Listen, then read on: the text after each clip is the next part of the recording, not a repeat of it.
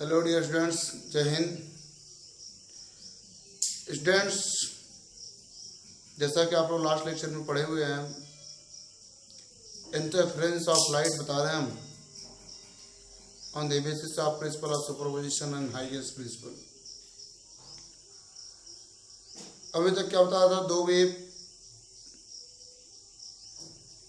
y1 equal to a1 sine omega t, y2 equal to a2 sine omega t plus phi superpose करती है, resultant displacement of y निकालते हो equal to y1 plus y2।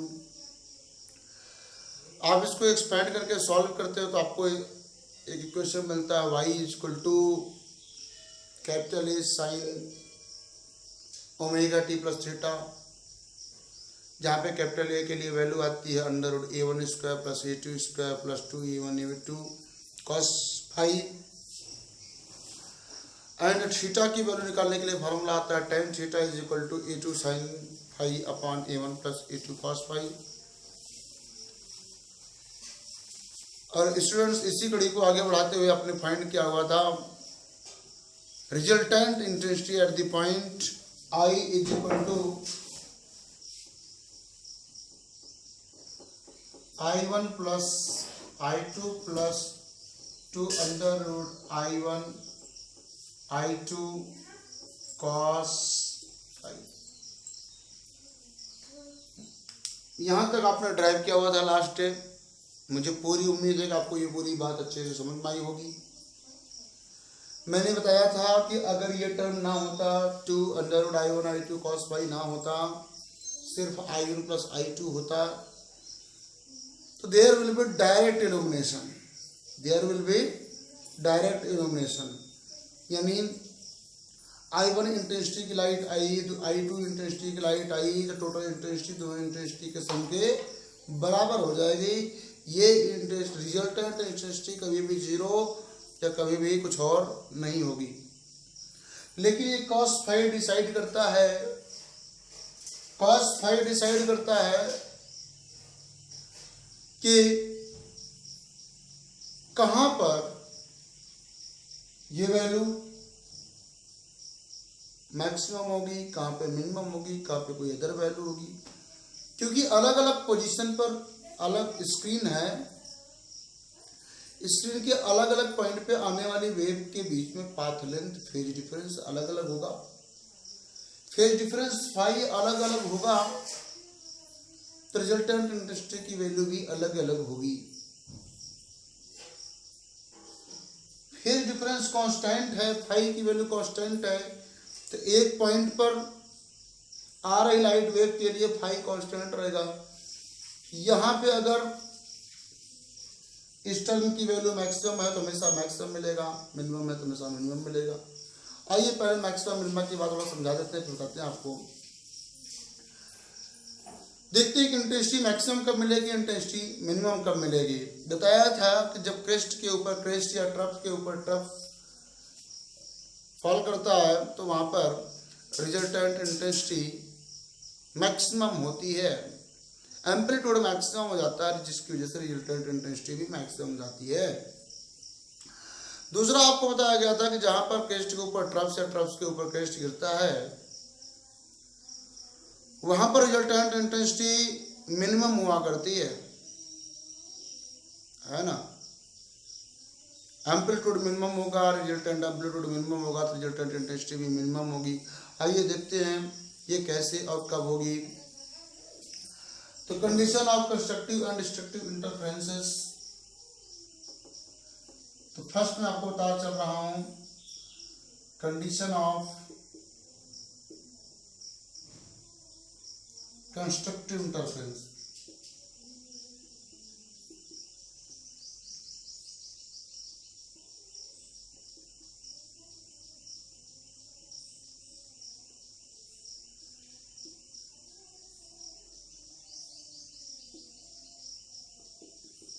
देखिए भाई, constructive interference का मतलब intensity का maximum होना।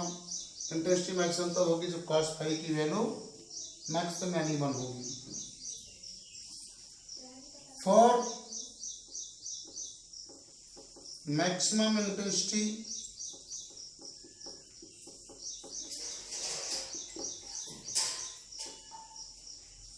cos phi should be equal to 1। cos phi की मैक्सिमम वैल्यू कितनी होती है भैया? 1 होती है ना। और ये कब होती है? For angle 0। cos 0 की वैल्यू 1 होती है, cos 2 पाई की वैल्यू 1 होती है, cos 4 पाई की वैल्यू 1 होती है, cos 6 पाई की वैल्यू 1 होती है। तो नॉर्मली हम लिख सकते हैं pi is equal to 0, 2 pi, 4 pi, 6 pi, so on 2n pi लिखा जा सकता है। स्टूडेंट्स गौर करने की बात है, मैंने बताया इंटेंसिटी मैक्सिमम तब होगी जब cos पाई की वैल्यू मैक्सिमम होगी, cos पाई की वैल्यू मैक्सिमम तब होगी जब इसकी वैल्यू 1 होगी और 1 तब होगी जब फेज डिफरेंस 0 होगा, यानी cos 0 की वैल्यू 1। तो और भी देख सकते हैं फेज डिफरेंस 2 पाई होने पर भी तो ऐसा हो सकता है। यानी 2 कोहेरेंट सोर्सेस से चलने वाली लाइट एक पॉइंट पे पहुंच रही है, ऐसे देखो यहाँ पे पहुंच रही है, यहाँ से चल करके पहुंच रही है।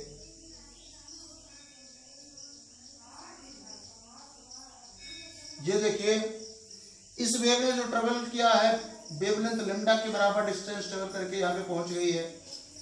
दूसरी वेव जो पहुंच रही देखिए यहाँ से यहाँ तक लैम्डा हो गया, फिर यहाँ से आगे यहाँ तक फिर से लैम्डा हो गया, तो 2 लैम्डा डिस्टेंस ट्रेवल करके पहुंच रही है। स्टूडेंट्स गौर करिएगा मैंने क्या दिखाया है, यहाँ से आने वाली वेव सिर्फ लैम्डा डिस्टेंस ट्रेवल करके पहुंच गई है पॉइंट P पर। यहाँ से चलने वाली वेव 2 लैम्डा डिस्टेंस ट्रेवल करके पहुंच गई है पॉइंट P पर। कितना डिस्टेंस? 2 लैम्डा। तो पाथ डिफरेंस P की वैल्यू होगी 2 लैम्डा माइनस लैम्डा यानी लैम्डा। तो पाथ डिफरेंस लैम्डा है, कितना है? पाथ डिफरेंस लैम्डा है। पाथ डिफरेंस लैम्डा है तो इनके बीच में फेज डिफरेंस कितना है? इन दोनों के बीच में फेज डिफरेंस कितना है? आपको निकालना था डेल्टा फाई इक्वल टू होता है 2 पाई P बाई लैम्डा। मैंने आप लोगों को बताया था P की जगह पर डेल्टा x लिखा हुआ था हमने, लेकिन 2 pi delta x by lambda लिखा हुआ था। तो आज P से रिप्रेजेंट करते हैं, कोई दिक्कत नहीं, P से भी किया जाता है। तो 2 pi by lambda into lambda करेंगे तो कैंसिल हो जाएगा, 2 पाई आएगा। मतलब इन दोनों वेव के बीच में फेज डिफरेंस 2 पाई का है। आप नॉर्मली ऐसे भी देखें तो इसका फेज कितना बना, हाँ यहाँ से यहाँ तक पाई, इसका 2 पाई, और इसका यहाँ से यहाँ तक 2 पाई, और आगे यहाँ तक जाके 4 पाई माइनस 2 पाई यानी 2 पाई। तो फेज डिफरेंस 2 पाई यहाँ से भी कैलकुलेट कर सकते हैं, पाथ लेंथ से भी कैलकुलेट, पाथ डिफरेंस से भी कैलकुलेट कर सकते हैं। ओवरऑल फेज डिफरेंस 2 पाई का रहा है। तो यहाँ पर ऐसे केस में यहाँ पर क्या बनना चाहिए? यहाँ पर मैक्सिमा बनना चाहिए। क्या बनना चाहिए? मैक्सिमा यानी ब्राइट फ्रिंज। ब्राइट फ्रिंज मतलब एक स्ट्रिप ऑफ लाइट वहाँ पे दिखनी चाहिए, एक स्ट्रिप ऑफ लाइट वहाँ पे दिखनी चाहिए। कहाँ पर? पॉइंट P पर। उसके जस्ट बगल में कोई लाइट नहीं होगी, डार्क होगा, लेकिन वहाँ पे लाइट होगी। तो वही बताया भैया जब फेज डिफरेंस 2 वेव एक ही पॉइंट पर पहुंच रही होती हैं और उनके बीच में phase difference 0, 2 pi, 4 pi, 6 pi, so on ऐसा कुछ होता है, तो वहां पर कंस्ट्रक्टिव इंटरफेरेंस होता है, यानी मैक्सिमा, यानी स्ट्रिप ऑफ लाइट दिखाई देती है। ओके स्टूडेंट्स, इसको हम इन जनरल लिखना चाहें तो पाथ लेंथ के रूप में अगर लिखना चाहें तो क्या लिख सकते हैं? हमने अभी बताया कि फेज डिफरेंस ये डेल्टा फाई की बात की जा रही है, ये है। तो डेल्टा फाई इक्वल टू अभी आपने देखा 2 पाई P बाई लैम्डा लिखा हुआ था हमने, तो हमें P के रूप में, P के लिए लिखना है अगर, तो P इक्वल टू जाएगा lambda upon 2 pi into delta phi है। तो यहाँ पे P equal to lambda upon 2 pi into 2n pi है ना। जहाँ पे 2n पाई ये तो जनरल टर्म हो गया ना, जनरल टर्म हो गया। तो 2n पाई यहाँ पे रखते हैं अगर हम,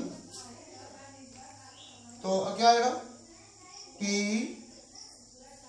is equal to a 2 pi cancel n lambda, क्या गया, एन लेमडा, जहाँ पे n की वैल्यू कितनी होनी चाहिए, 0 1 2 3 so on.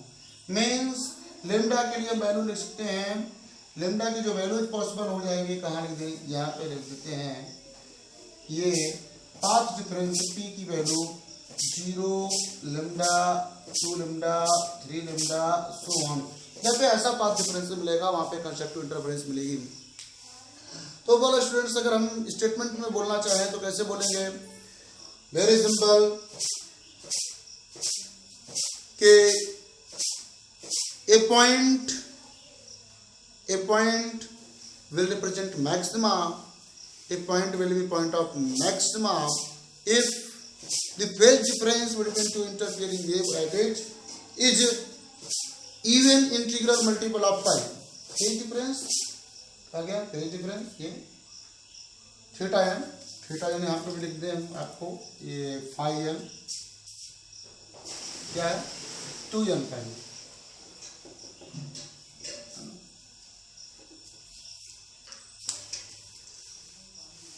So two waves superimposing on each other at a point give maxima or constructive interference if phase difference or path difference at that point is integral multiple of lambda or even integral multiple of pi। Okay, path difference integral multiple of lambda होना चाहिए, phase difference even integral multiple of pi होना चाहिए। मुझे लगता है आपको ये बात समझ में आ गई। फ्रिंजेस का शेप कैसा आता है, बाकी अगर आप एक्सपेरिमेंटली शेप देखने की कोशिश करें तो कंस्ट्रक्टिव इंटरफेरेंस में जो फ्रिंजेस का शेप आता है तो कुछ इस तरह से आता है, ये देखिए,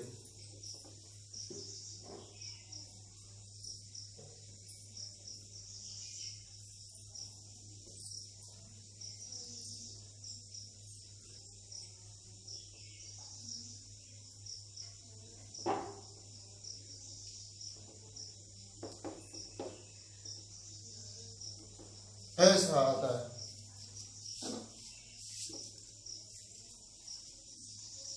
कुछ इस तरह का शेप देखने को मिलता है फ्रिंजेस का यंग्स डबल स्लिट एक्सपेरिमेंट में, है ना। Shape of the fringes in Young's double slit experiment are like this. Okay students, आइए दूसरी केस की बात करते हैं, कंडीशन ऑफ डिस्ट्रक्टिव इंटरफेरेंस। लेकिन उससे पहले इसमें देख लें मैक्सिमम वैल्यू होगी कितनी। अभी तक हमने क्या पढ़ा हुआ है, कंडीशन ऑफ कंस्ट्रक्टिव इंटरफेरेंस। इसमें आपने क्या देखा, फेज डिफरेंस 2n पाई मतलब integral multiple even integral multiple of pi, path difference Pn equal to n lambda, ये होना चाहिए जहाँ पे n की वैल्यू 0 1 2 3 सो ऑन होनी चाहिए। और ऐसे केस में cos फाई की वैल्यू 1 होती है। ऐसे केस में मैक्सिमम इंटेंसिटी अगर आप निकालने जाएंगे तो I1 plus I2 plus 2 under root I1 I2 into 1, इसको लिख सकते हैं under root I1 to the whole square plus under root I2 to the whole square plus 2 under root I1 into under root I2, ऐसा लिखा जा सकता है। Square root whole square है, कोई दिक्कत नहीं। A square plus B square plus 2ab का फॉर्मूला बन गया।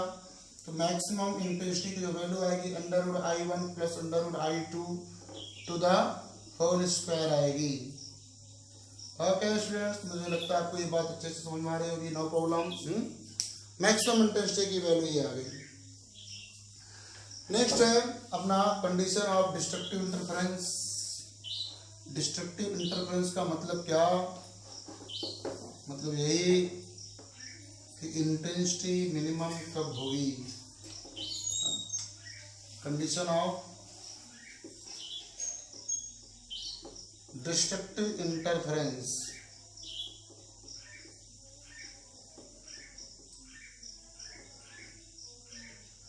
इसके लिए cos फाई की वैल्यू मिनिमम होनी चाहिए, cos फाई की वैल्यू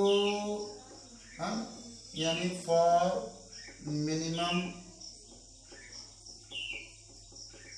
इंटेंसिटी क्या होना चाहिए, cos phi should be equal to -1। ये कैसी वैल्यू है, मिनिमम वैल्यू है। cos phi should be equal to -1 minimum value, और ये cos फाई की वैल्यू -1 कब हो सकती है, जब फाई की वैल्यू पाई हो, क्या हो, मिनिमम वैल्यू। cos 180 की वैल्यू -1 होती है, पता है कि नहीं, आपको पता होना चाहिए। cos फाई यानी cos 180 की वैल्यू -1 होती है, उसको लिखा मैंने। cos पाई की वैल्यू, cos 3 पाई की वैल्यू, cos 5 पाई की वैल्यू मीन्स हम ऐसा कर सकते हैं, implies that phi equal to pi और 3 पाई और 5 पाई, सो ऑन, ऐसा होना चाहिए। और इन जनरल लिखना चाहें तो phi n for nth minima, क्या, फॉर एनथ मिनिमा, यानी वो एनथ पोजीशन जहाँ पे डार्क फ्रिंज मिलने वाली है, जहाँ पर मिनिमा देखने को मिल रहा है, क्या देखने को मिल रहा है, मिनिमा देखने को मिल रहा है, वहाँ पर क्या होने वाला है, जरा देखिए। तो हो जाएगा 2n+1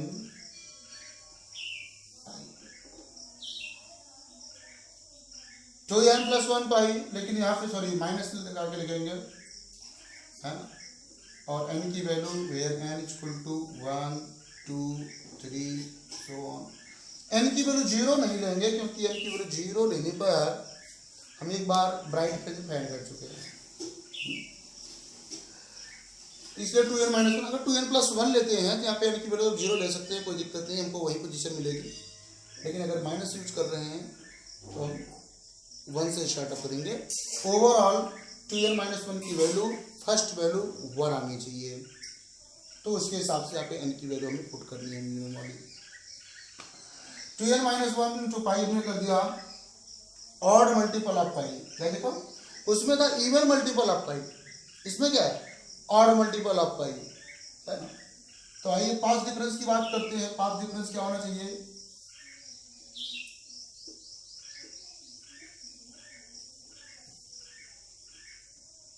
पाथ डिफरेंस क्या होना चाहिए, तो देखिए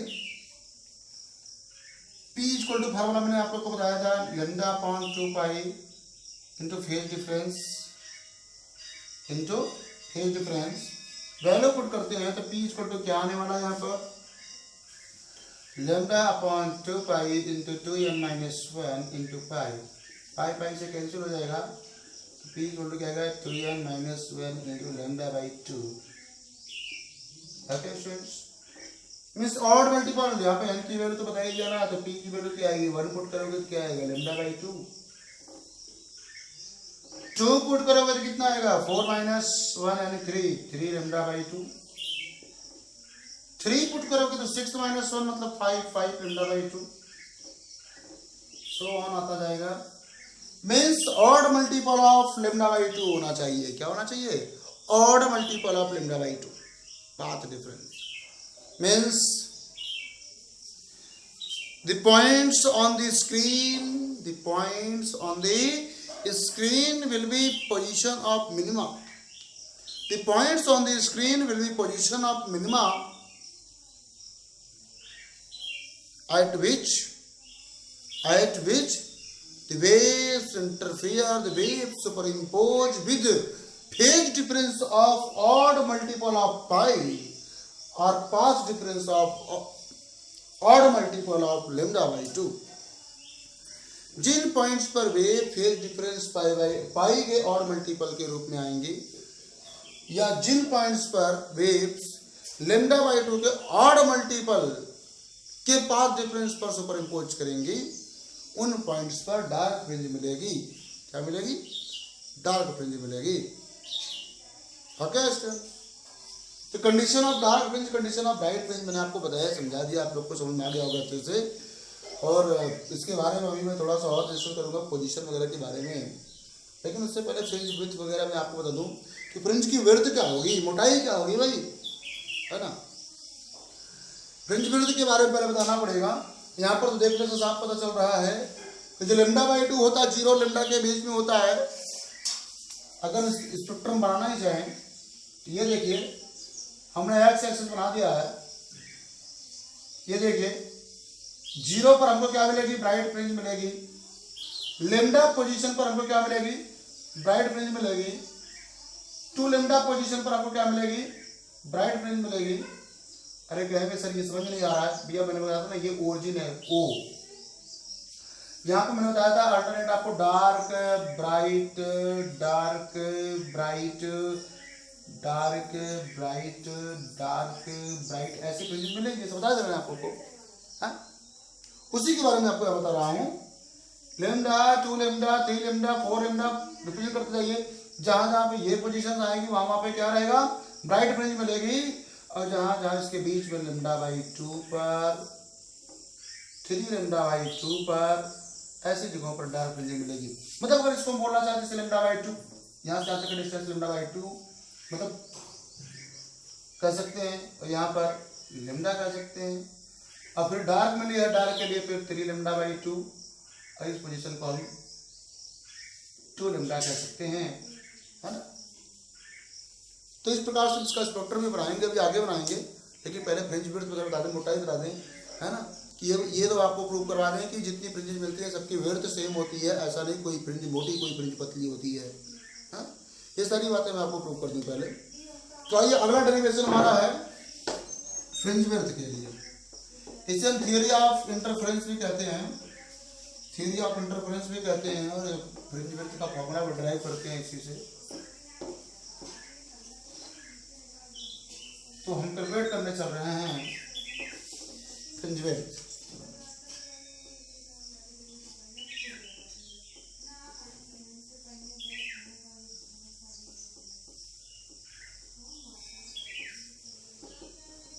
इसे नॉर्मली थ्योरी ऑफ इंटरफेरेंस भी कहा जाता है।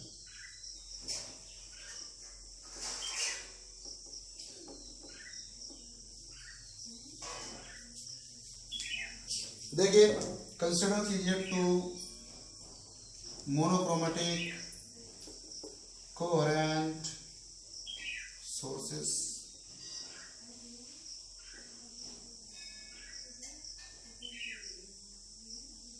Try to understand these sources S1 and S2. Here will be central maxima O. Consider another point P on the screen. The two sources S1 and S2 sends light to the point P. Okay, light वहां पे जाती है। Draw perpendiculars from S1 and S2 on the screen. Here M, here N. The distance of the screen from the sources is capital D. The separation between sources is small d.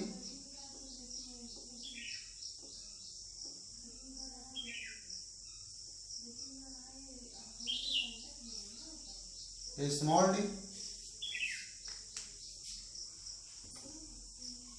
The distance of the point P from the center of the screen is x, considered as x.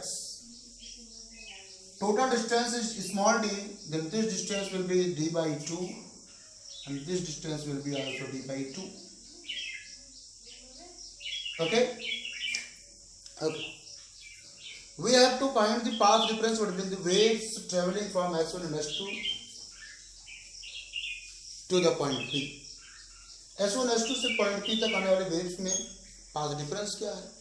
तो clearly दिखाई दे रहा है कि S1 से चलने वाली wave S1 पे distance travel की है, S2 से चलने वाली वेव S2 पे ट्रेवल की है। तो हम लिखने जा रहे हैं पाथ डिफरेंस। क्या पाथ डिफरेंस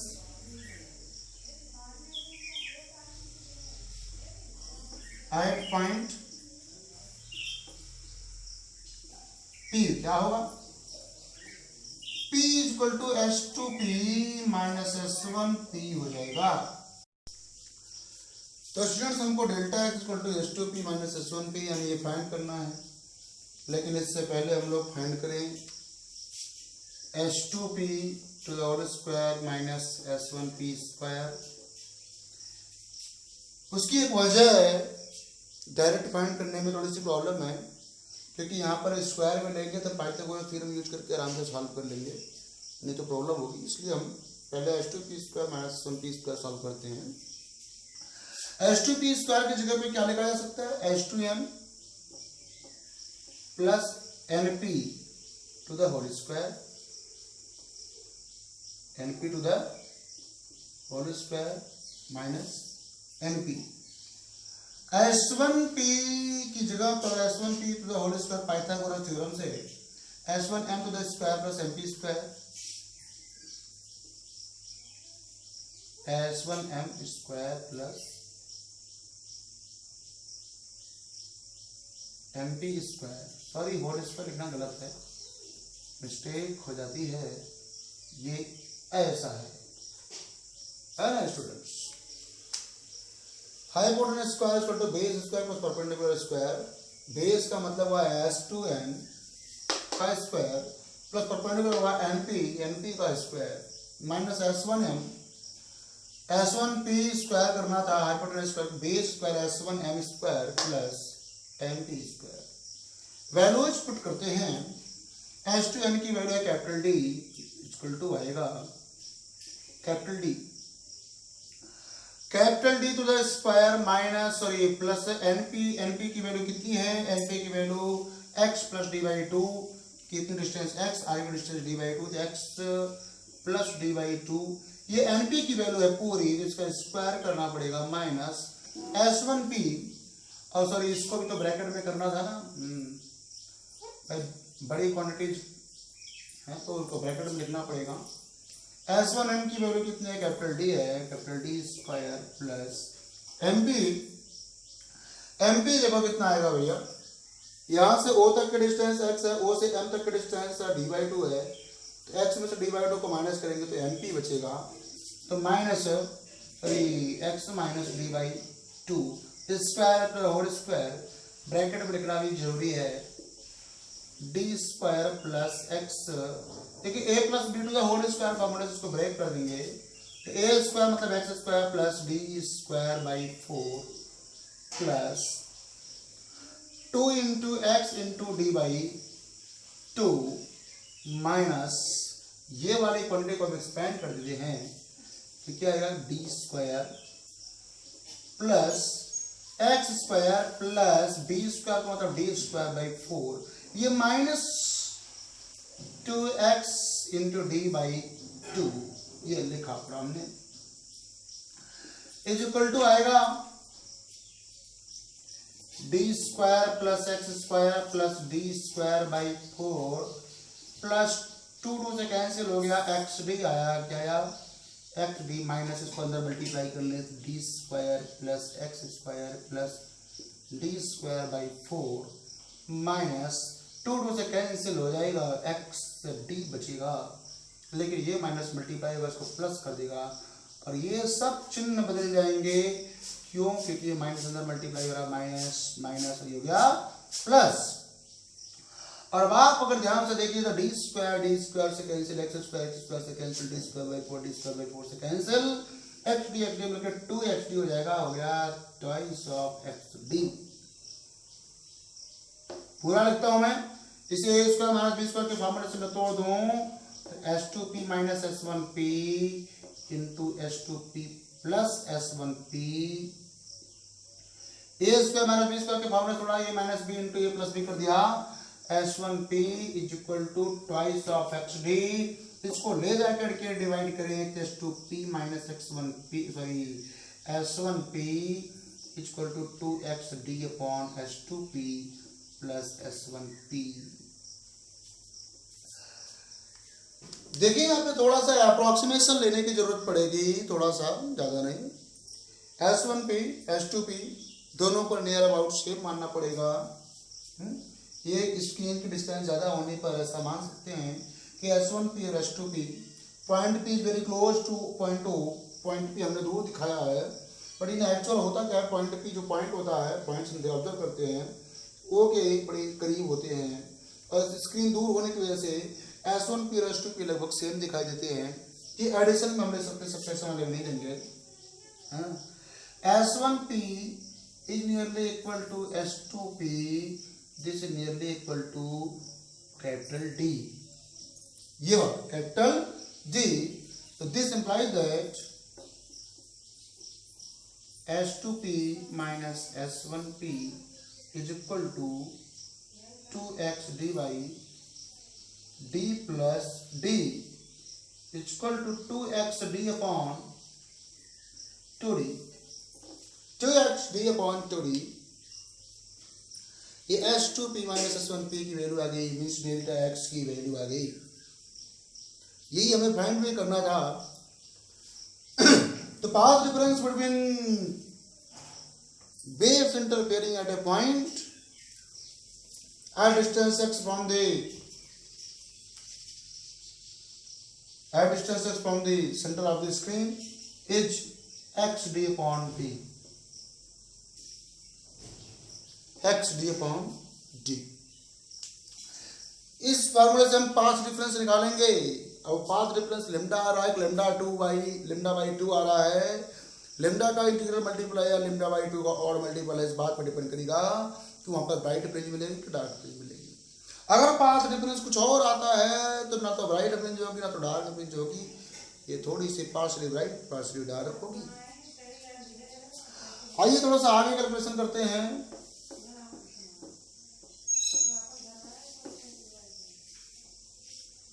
तो हमने कहा इस तरीके से हमने देख लिया path difference P equal to आ गया XD by capital D।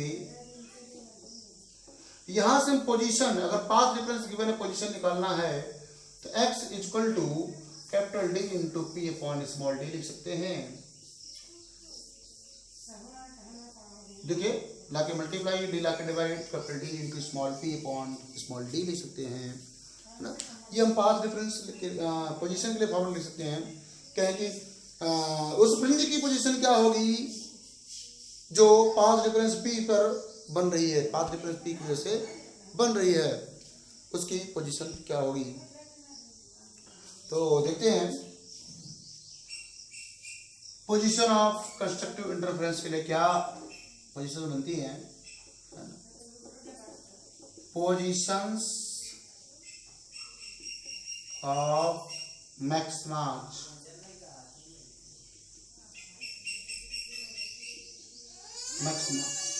Maxima के लिए क्या पोजीशन होगी for bright fringe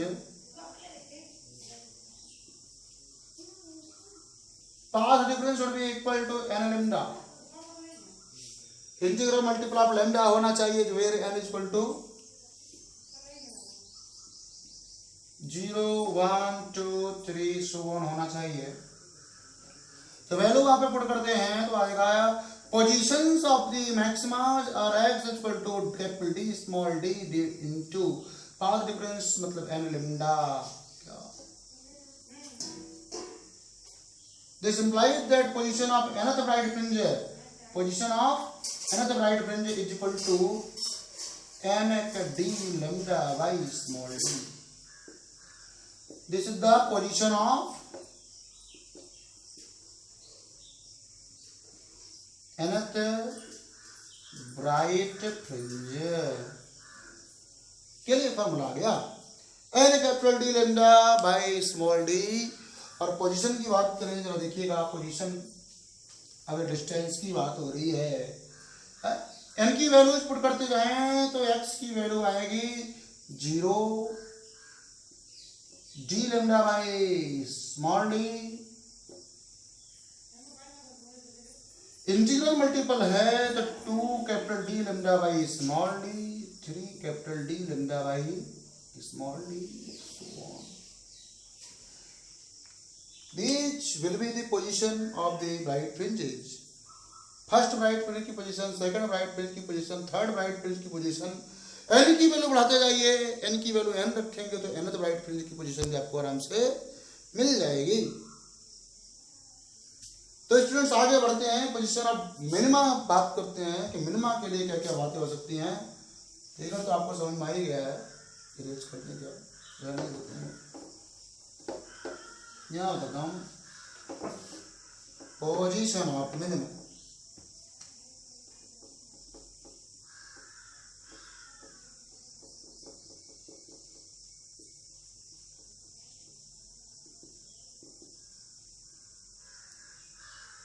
For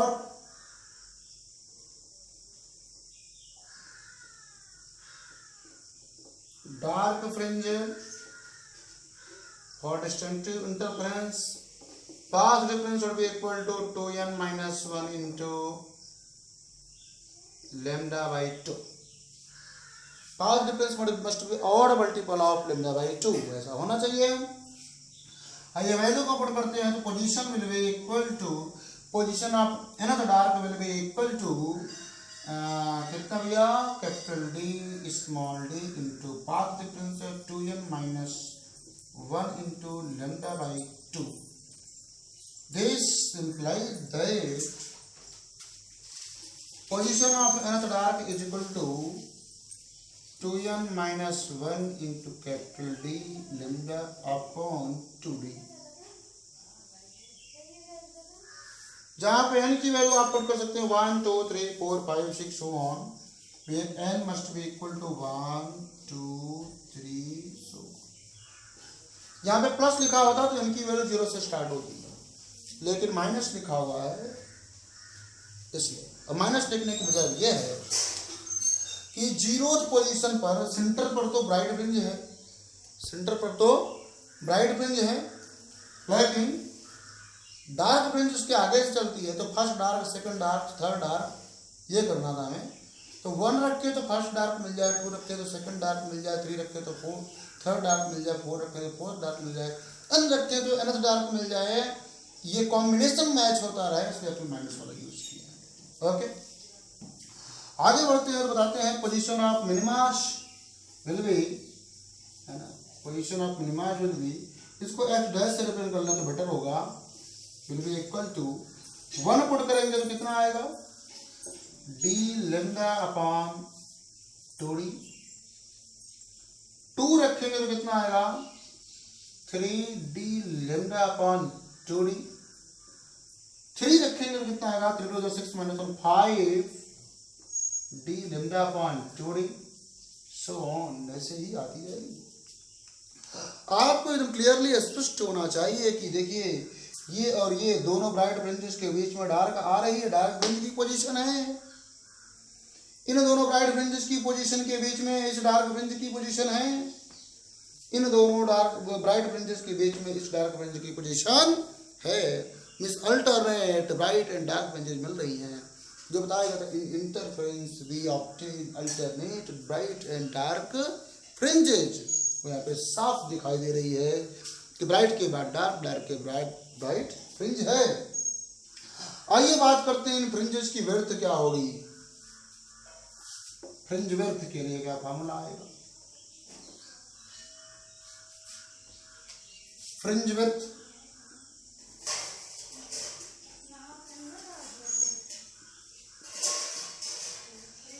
students जरा विचार कीजिए, फ्रिंज विड्थ कैसे निकालना है। मैं थोड़ा सा आपको इधर बताने की कोशिश करता हूं।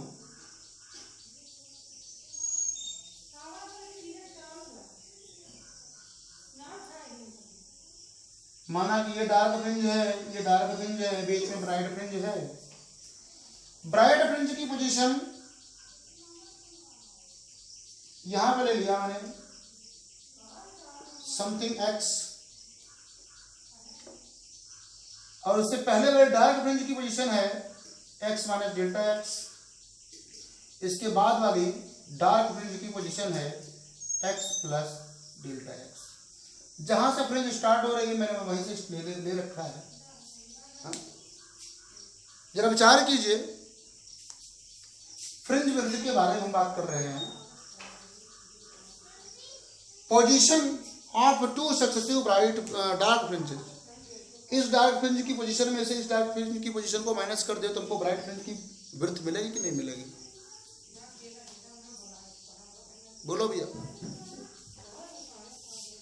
रुकिए एक तरीके से और समझाता हूं मैं। ऐसे लाइन बन गई, यहाँ पे डार्क फ्रिंज है, यहाँ पे ब्राइट फ्रिंज है, यहाँ पे डार्क फ्रिंज है। इसकी पोजीशन है x1, इसकी पोजीशन है x2, इसकी पोजीशन है x3।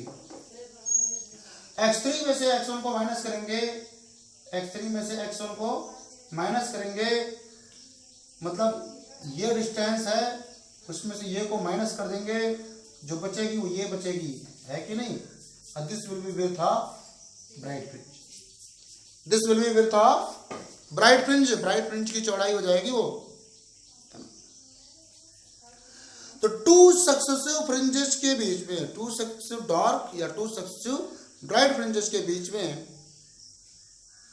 क्या सेपरेशन है, वही विड्थ ऑफ ब्राइट या विड्थ ऑफ डार्क फ्रिंज होगी। तो सबसे पहले विड्थ ऑफ ब्राइट फ्रिंज निकालते हैं। क्या निकालते हैं? तो width of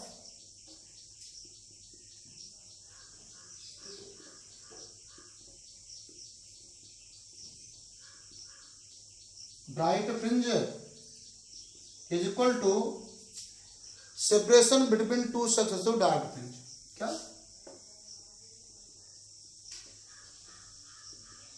separation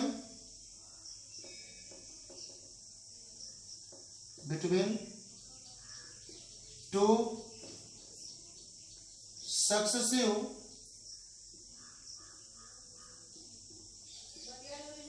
dark fringe, two successive dark fringe के बीच में क्या सेपरेशन है ना?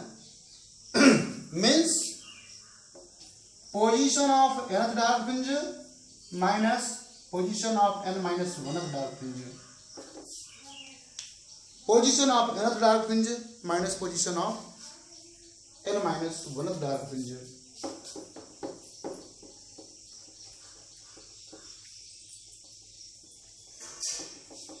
तो स्टूडेंट्स वैल्यूज पुट करते हैं। विड्थ ऑफ ब्राइट फ्रिंज को मैं बीटा से रिप्रेजेंट करने जा रहा हूं। बीटा से इज इक्वल टू आएगा x n position of nth dark to n minus 1 into capital D lambda by 2D minus position of n minus 1th dark. तो n माइनस 1th डार्क मतलब n की जगह पे n माइनस 1 पुट करेंगे। 2 into n minus 1 हमने put कर दिया minus 1, capital D lambda by 2D, G lambda by 2D दोनों में कॉमन कर लेते हैं। 2n माइनस 1 यहां से निकलेगा, माइनस यहाँ पे 2n, ऐसे देखिए 2n minus 2 minus 1 whole bracket में आएगा D लैम्डा बाई 2। तो beta equal to one second हम लिख रहे हैं 2n माइनस 1 माइनस ये कितना जगह है माइनस 3, माइनस आके प्लस कर देगा plus 3 D lambda by 2D। बात को आगे बढ़ाते हैं। ओ यहाँ पे कुछ छोड़ गया, सॉरी, माइनस 2n फिर plus 3 D lambda by 2D।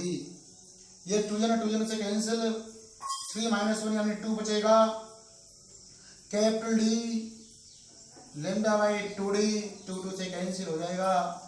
तो बीटा इक्वल टू क्या आएगा? D lambda by small d आएगा। विड्थ ऑफ ब्राइट फ्रिंज आ गई D लैम्डा बाई 2D। क्या आ गई? D lambda by 2D। इसमें n का कोई जिक्र नहीं है, यानी फर्स्ट ब्राइट फ्रिंज हो चाहे सेकंड ब्राइट फ्रिंज हो चाहे nth ब्राइट फ्रिंज हो, कोई भी ब्राइट फ्रिंज हो, सबकी विड्थ सेम होगी D lambda by 2D। means all the bright fringes are of equal width equal to d lambda by small d. आइए width of dark fringe निकालते हैं. width of dark fringes. width of dark fringe को मैं अगर beta dash से represent करूं तो आ जाएगा सेपरेशन बिटवीन टू सक्सेसिव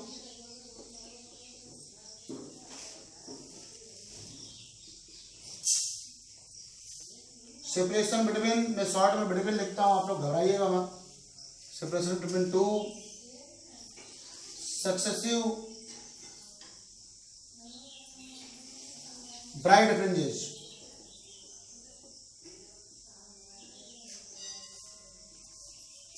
तो स्टूडेंट्स ये बताइए, टू सक्सेसिव ब्राइट फ्रिंजेस, पहली और दूसरी ले लें, दूसरी या तीसरी ले लें, स्पेशल केस लेने से अच्छा जनरल केस ले लें. एन तो bright fringe minus n minus one तो ब्राइट फ्रिंज एन तो x n minus x n minus one n तो ब्राइट फ्रिंज की position minus position of n minus one तो ब्राइट फ्रिंज.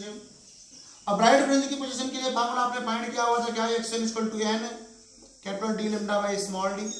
वैल्यू इधर put करते हैं, beta dash equal to n capital D lambda by small d minus, यहाँ पे N की जगह पे एन माइनस वन रखना पड़ेगा क्योंकि एन माइनस वन है position. D lambda by small d, beta dash equal to d lambda by small d common कर लेंगे तो एन माइनस वन बचेगा.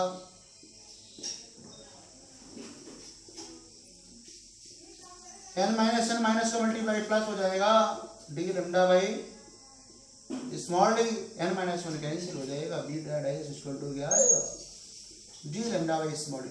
आपने क्या देखा, width of bright fringe and width of dark fringe both are same, दोनों same है. मतलब all the bright and dark fringes are of equal width, all the bright and dark fringes are of equal width. Same मोटाई की होती हैं ये सभी bright और डार्क फ्रिंजेस की मोटाइयां क्या होंगी, सेम होंगी. और अगर मोटाइयां इनकी सेम हो गई तो आप स्पेक्ट्रम कैसे बनाएंगे, स्पेक्ट्रम बड़ी आसानी से बन जाएगा. क्या स्पेक्ट्रम बन जाएगा, कैसे,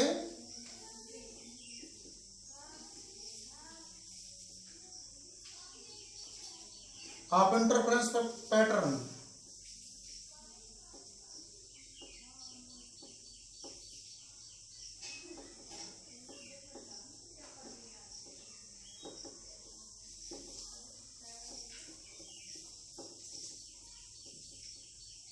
देखिए कैसे बनेगा.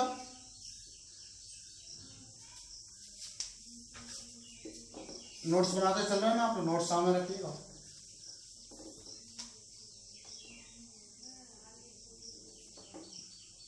ये देखिए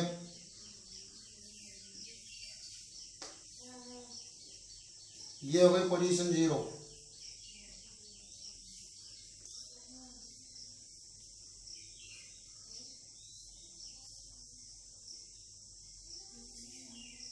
इंटेंसिटी डिस्ट्रीब्यूशन कर्व भी कहते हैं इसको, क्या बोलते हैं, इंटेंसिटी डिस्ट्रीब्यूशन कर्व.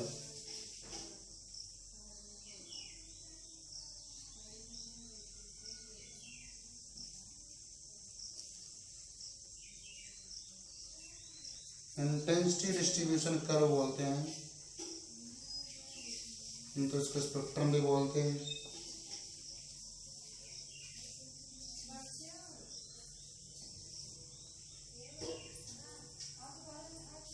ये देखिए सब में एक ही बात दिखाई देने की कोशिश की, दिखाई देने मतलब पोजीशन बिल्ड कर लें.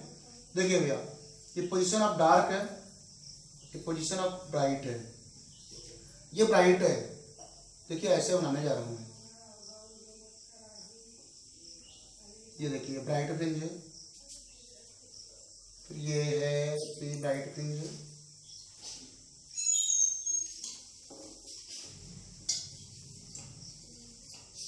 फिर ये है अपनी ब्राइट फ्रिंज है,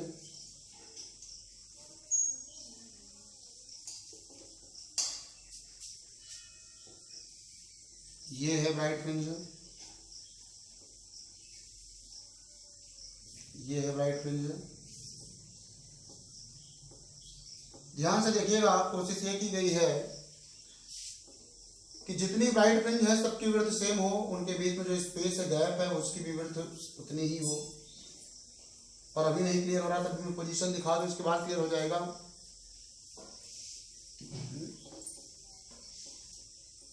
देखिए ये है सेंट्रल ब्राइट, क्या है ये?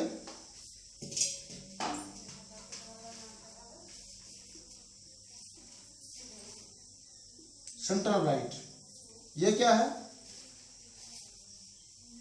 First dark.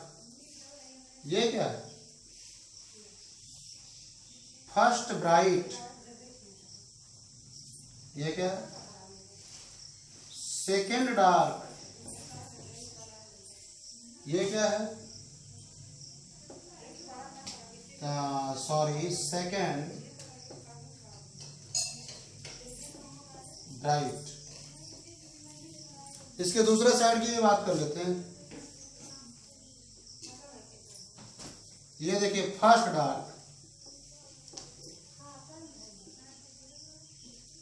ये है फर्स्ट ब्राइट, ये है सेकंड डार्क, ये है सेकंड ब्राइट। कह रहे हैं सर आज तो इतना ब्राइट है कि जिंदगी ब्राइट हो जाएगी। बिल्कुल, पढ़ाई करते रहिए, बगल बगल में डार्क भी है, समझ के रहना पड़ेगा। पोजीशन की बात करो, D lambda by small D, D lambda by two D. Second dark की जो पोजीशन आई थी 3d लेंडा by 2d small D, इधर यहां पे आई थी 2d लेंडा अपॉन स्मॉल डी। अगले वाले डार्क की पोजीशन आई थी 5d लेंडा बाई 2d। यही सेम केस इधर, बट इधर की केस जो आएगी नेगेटिव के साथ आएगी। पोजीशन डिपेंड कर रहे हैं तो साइन यूज कर लेंगे। इधर minus D lambda by small D, first bright की पोजीशन आई। Position of second bright, sorry second dark -3 lambda by 2d। Position of second bright आई थी -2d लेंडा बाई स्मॉल डी। ये रहा इंटेंसिटी डिस्ट्रीब्यूशन कर्व। इधर हमने क्या रिप्रेजेंट कर रखा था? पोजीशन,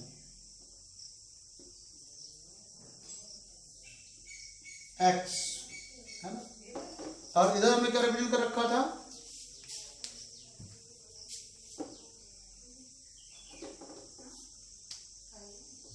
इधर हमने रिप्रेजेंट कर रखा था इंटेंसिटी।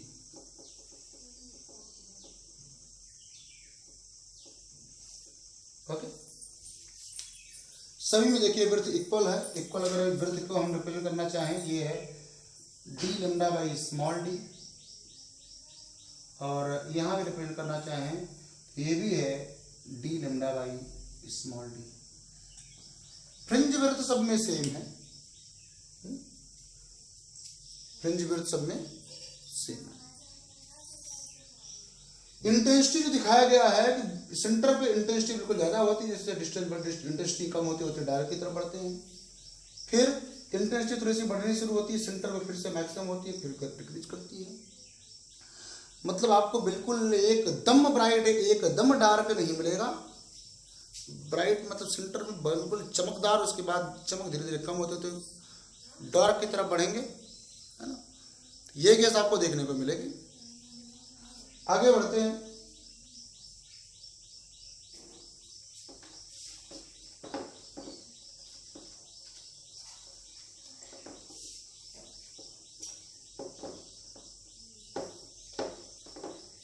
इंटेंसिटी डिस्ट्रीब्यूशन कर्व में जो आपने देखा था